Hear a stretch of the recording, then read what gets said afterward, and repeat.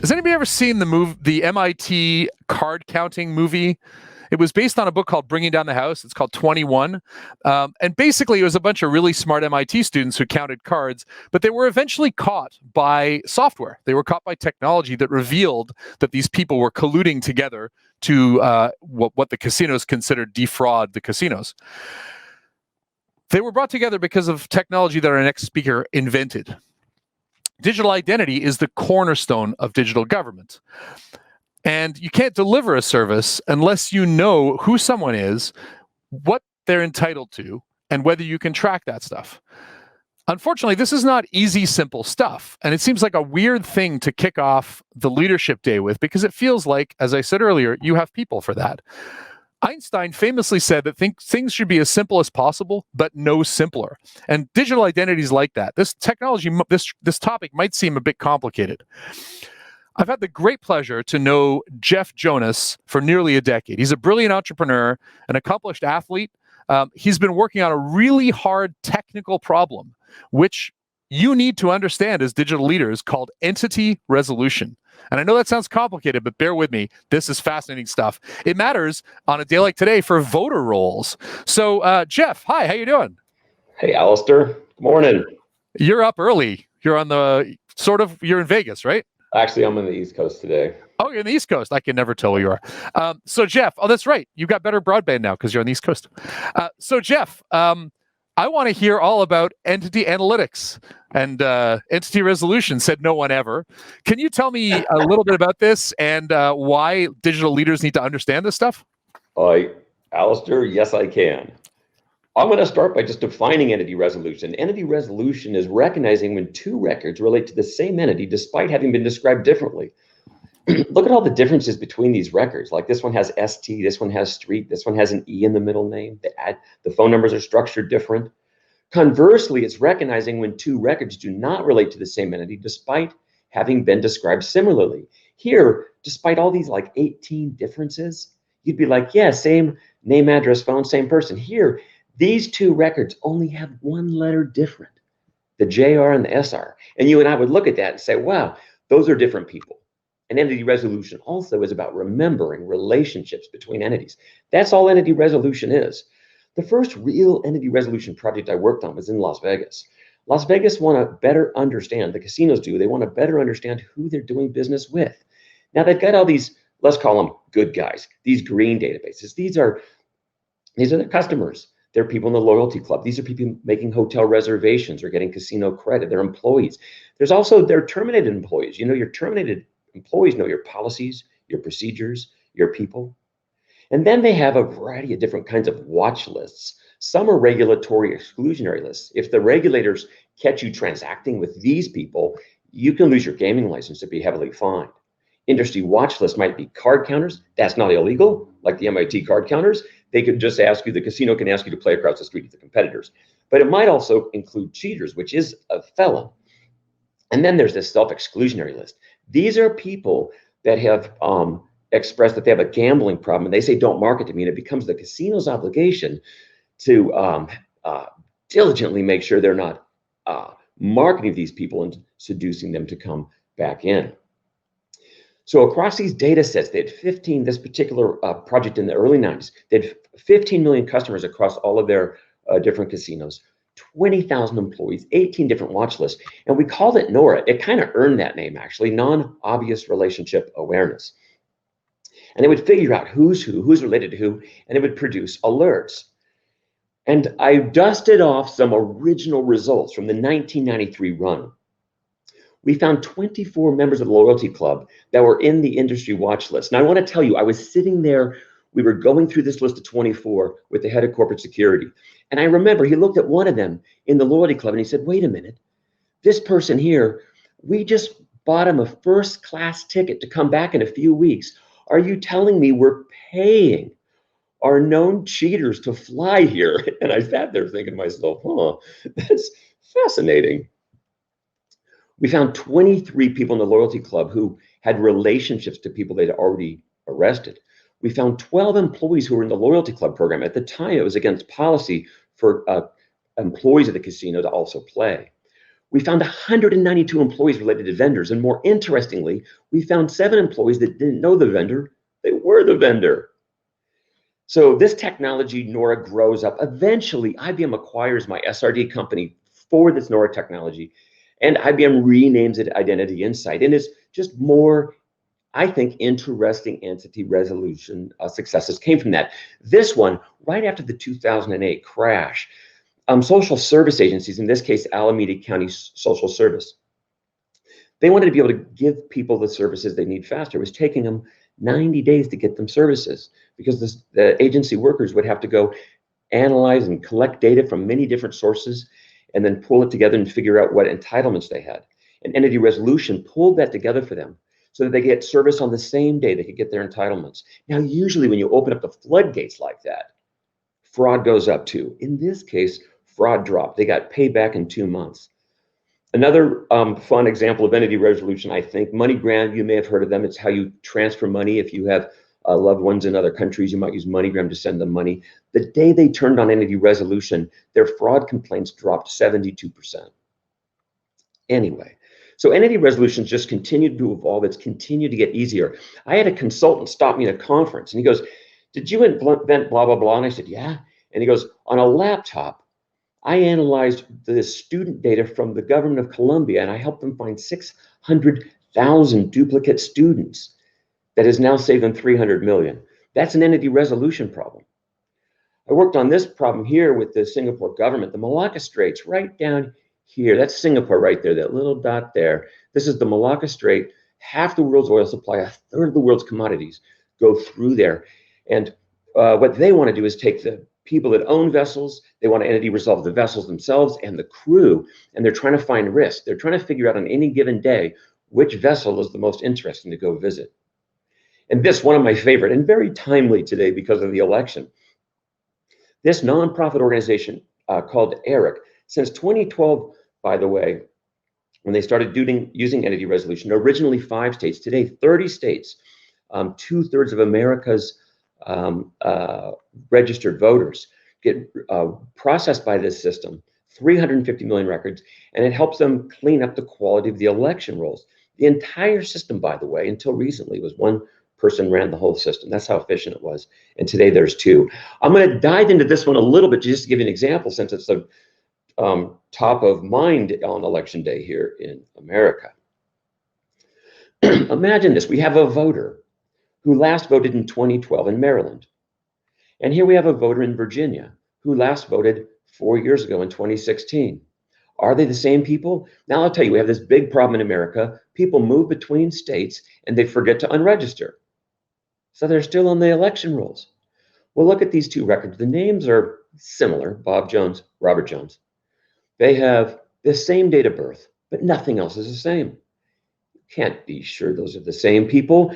You can't entity resolve those 2 people. Fortunately, election offices have access to Department of Motor Vehicle data. In Maryland, they have this record. This record here, Robert Jones, it's the same address, same date of birth, same driver's license, but it also has the social. And over here in Virginia, they have DMV data as well. And here, same name, address, date of birth, different driver's license again, but same social. Look at that. If you knew these 2 people were the same and you knew these 2 people were the same, now if you compare both sides, they have the same name, date of birth, and the last 4 of their social, and you can do that. And that's what this ERIC organization does. It's a nonprofit. It's run by the states. And they entity resolve this data, and they were able to then send messages to Maryland that says, hey, your voter may have moved. And Maryland then will reach out, communicate with the voter, and see if they meant to remove themselves. And how does this all work? What's kind of the magic? The magic is right here. It's figuring out who's who inside of this data. Now, you might think this is easier. How hard can it be to do entity resolution? You'd be shocked. It's so hard. Now, I spent about 30 hours on these next 10 charts to bring entity resolution to slow motion. Think of it like a short little quiz. Okay, take a look at these 3 records. Do you think these are 1 people, 2 people, or 3 people?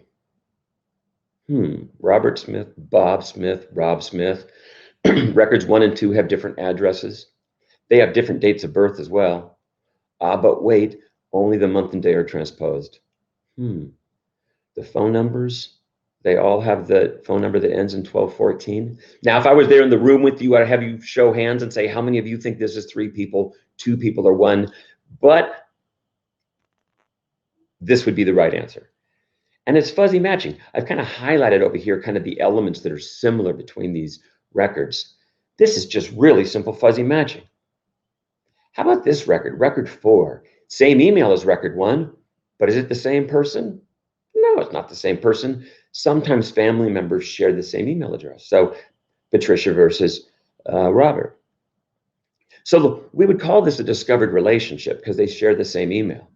And while I'm on relationships, something you have to do in entity resolution is what we would call a disclosed relationship. This one's really easy. It's when you are onboarding the person for entitlements or in healthcare and you learn they're a spouse, you're not guessing or deriving they're your spouse. They've told you. So that's a disclosed relationship. Okay, how about this record? Now to speed this up, compare it mainly to record numbers, this record 6 to record number 1. The names, names are basically the same. The only other thing the same is the date of birth. Now, I would give you 2 choices here. Those are definitely the same people, or they're only a possible match. Now, most people would get this one correct, and I suspect you did too. In fact, it's a possible match. You have to express it as a relationship, though. You would need more information to know for sure. Now, this next one has really fouled up my systems, entity resolution systems over the years.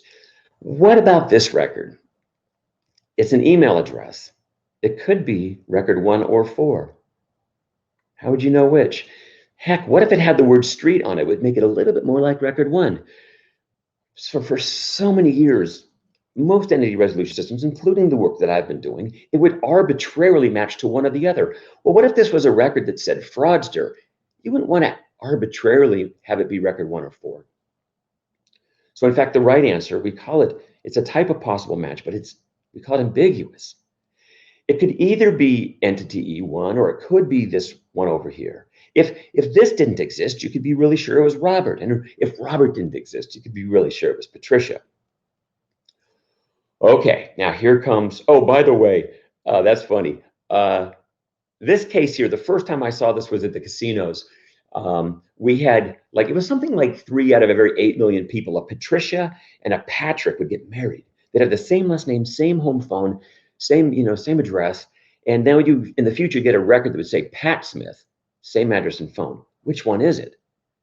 And later I found out George Foreman named all 5 of his boys George. And by the way, he named his daughter Georgette. This is the problem. If you get George Foreman with an address and a phone, home address, home phone, it could be any one of them. That's that ambiguous case. Now, take a look at record 8. Compare record 8 mainly to record 2. And yes, record 8 is going to join entity E1 here. But something else is going to happen. Do you want to take a guess? Look at that for a second. Something else interesting. When 8 pops into entity 1, we're going to learn an email address. We're going to learn B. Smith. You want to guess in your mind what else should happen the moment you discover record 8? The possible match, record 6, combines because now you have the name, you have the date of birth, and you have the email address. Okay, now record 9 has been very difficult to do over the years as well. Spent millions trying to figure out how to make this work. When record 9 shows up, look at record 9. Now I'll tell you just straight away, it's not these people right here because the date of birth is so different. It says senior, by the way, but 1954 versus 78. So record 9 is gonna appear here. Do you want to guess what else might happen? Like the moment you discover number 9? I'll give you a second to ponder this. Here's the hint. Look at record 3. Now, record 3 has the same name and has the same ID number.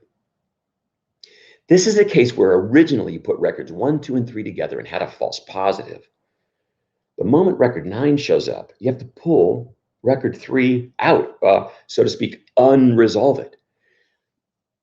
Let me tell you the hard part about this, okay? I've lost a lot of hair on this one. Imagine this. You've loaded 1 billion records, and now you're loading record 9.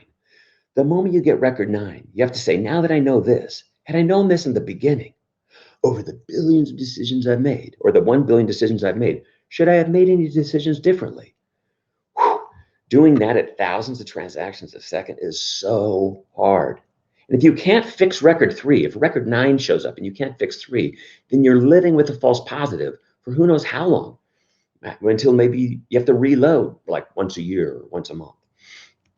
Okay, just a couple of more. I'm going to clear out a couple of these records. I'm going to pull those records up here and show you record 10. Who is record 10? Now, one style of entity resolution is called record matching. And in record matching, you're trying to figure out if record 10 matches record 1. And I'm going to speed it up. No, it doesn't. It's only got the address. And record 10 doesn't match record 2 either. Only has the 1600 phone number. It turns out record 10 has a little bit of some of the records, but it doesn't match any record. Many people, when they haven't pondered this, even for a while, will say record 10 might exist up here.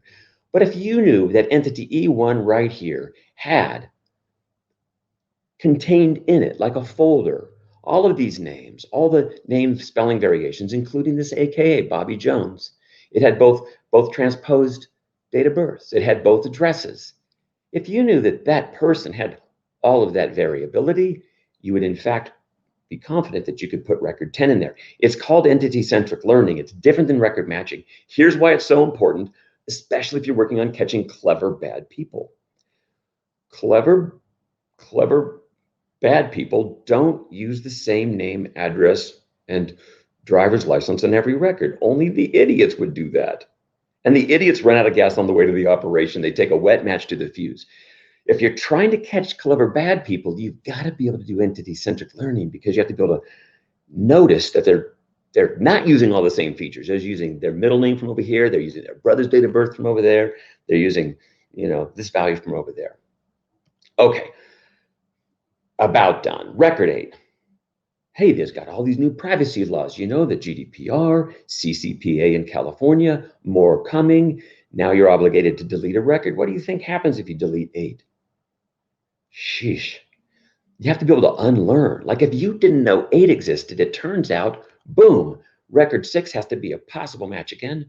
And record 10, that entity-centric record, there's no longer enough evidence in entity E1 here to combine it. By the way, entities don't have to be people. They could be companies. They could be vessels like the SS Minnow. Here, SS Minnow is spelled this way, and here it's spelled that way. Entity resolution is so core to government transformation. The more you understand entity resolution, if you were to put on the glasses, everywhere you look, entitlement fraud, tax fraud, the whole U.S. stimulus program are called the Paycheck Protection Program, PPP. That's an entity resolution problem that helps discover those. Counterterrorism, counter-trafficking in narcotics. That whole category I would call bad guy hunting. Then there's also risk analysis. This is you're looking for suitability, or should you give people privileges or access for hazardous material licenses. If you're gonna let people drive hazardous materials around, that would be like a risk analysis process. Citizen 360, you'd find patient record matching in here, or single view as citizen. And there's even another example in privacy compliance. There's something called a data subject access request. A Liz Reston shows up and says, hey, what do you know about me? Show me my records. And she says, my name's Elizabeth Reston. But in your data, she might be Beth Reston, or Liz Reston, or Reston is misspelled, or she got married and her last name Smith. You need entity resolution to help you find that.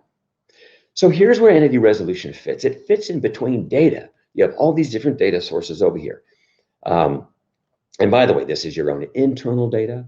It's maybe public record data or open data, and it might be data that you acquire, like company hierarchy data from Bureau Van Dyke or Dun & Bradstreet would be examples of data sources.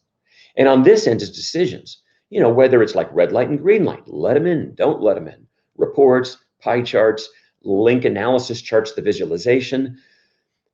the better of a job you figure out on who's who or who's related to who, the better results that you get over here. You really have to know the difference. Is it three people each with one transaction, or is it one person with three? And you have to solve that to do this well. I really want to just mention this briefly. There's this rise of something called serverless computing. I'm not sure if you've heard of it. It's a jaw dropper. It's a game changer. These are servers. Usually you buy compute and you buy as many computers as you need and you use those computers and they're yours. Serverless compute is the servers are allocated dynamically. For example, if you needed those servers only for 17 minutes, you needed 300 servers for 17 minutes, and then you needed like 12 for the rest of the day, and then 15 tomorrow at noon for a half hour. They all self-regulate, and your price is on the actual amount of compute consumed. And I share this because this is really changing what's possible in price performance in all kinds. It will change all kinds of efficiencies in price performance. And in entity resolution, just to give you an example, numbers we ran recently on Amazon serverless, but entity resolving 10 million records took around 3 hours. By the way, that was installing the software and setting it all up and everything, not just the runtime. The actual amount of compute to run serverless was, I think, $60, and 100 million records. I think once we try a few more things, it's probably under 1,000, but 30 hours. And while we tested these on real records, here we're guessing maybe you can do 1 billion records for 30,000. This is unprecedented what serverless computing is going to do, not just to entity resolution, but many areas of compute. So keep an eye on that. I just got a quick call out to Liam with AWS. He's got a breakout session tomorrow. If he doesn't mention serverless, I'm not sure he will, poke him on that in the Q&A. I'm just going to close with I'm highly accessible. I like to answer every email I get from everybody. So at any time, I might take a few days to get back to somebody, but feel free to email it if anybody wants to chit chat. Alistair. All right. Awesome, Jeff. Thank you so much. And honestly, I think this is something that's as you did a good job of explaining, you can't build digital government until you know who people are. And who someone is a much more complicated question than you might previously have thought. So thank you, Jeff, for opening our eyes on that.